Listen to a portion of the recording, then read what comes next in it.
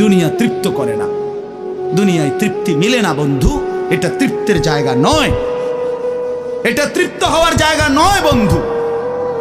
আল্লাহ তাআলা কোরআনে ওয়াদা দিছে, বান্দা জান্নাতে আইসো, তোমার আমি তৃপ্ত করে দেব, সুখে ভরে দেব।